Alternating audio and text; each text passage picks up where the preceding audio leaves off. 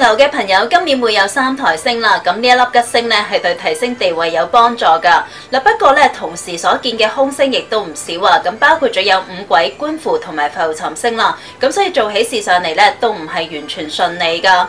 呢一啲嘅凶星咧，最容易應嘅就係是非啦，咁或者係做嘢過程嘅時候咧，容易會發生一啲嘅變化啦，咁亦都需要提防有官非嘅事發生噶。嗱，講到官非，又未必一定係一啲好嚴重嘅事噶。嗱，譬如你揸車俾人抄牌，其實亦都算噶。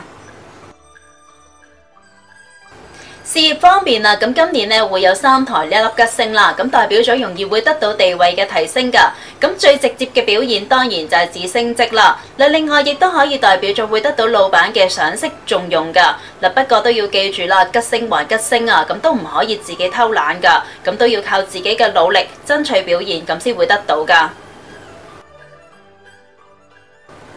財運方面啊，咁今年正財運咧係唔錯噶。咁至於一啲唔係以正財收入為主嘅朋友嚟講呢，咁今年嘅回報就要睇下你付出咗幾大嘅努力啦。嗱，另外啦，今年屬牛嘅朋友係有機會會得到一啲額外嘅收入噶。咁不過同時亦都反映咗你開支會增加。咁至於投資方面啊，咁今年都係謹慎啲好噶。健康方面啊，咁今年嘅問題係不大嘅，咁不過咧有粒血印星喺度啦，咁所以需要提防翻，容易會有血光意外嘅事噶。嗱，另外有浮沉星，咁呢粒星咧就需要提防有水險啦。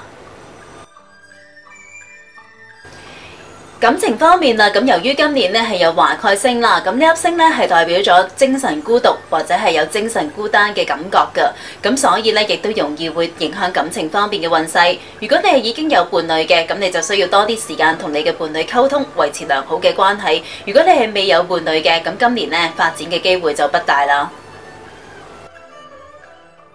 如果想催旺桃花或者係增加人緣運勢嘅話，咁就可以喺今年桃花星飛到嘅位置，即係屋企裏邊嘅中央位置，擺放一盆4支水種植物，例如係富貴竹或者係文昌竹等等。如果中央嘅位置唔能夠擺放呢啲物件，又或者中央嘅位置係屬於走廊位嘅話呢，咁就可以擺放一張藍色嘅地氈啦。如果想提升健康運，咁就不妨參考下呢一個化病嘅報告啦。由於今年嘅病符星會飛到去西北位啦，咁就建議大家不妨喺室內嘅西北位擺放一個銅製葫蘆，又或者係擺放一個金屬製嘅座台鐘。咁但係咧就千祈唔好擺放一啲顏色鮮豔嘅擺設，又或者係一啲盆栽植物，咁就以免刺激起呢一個位置凶星嘅氣焰啦。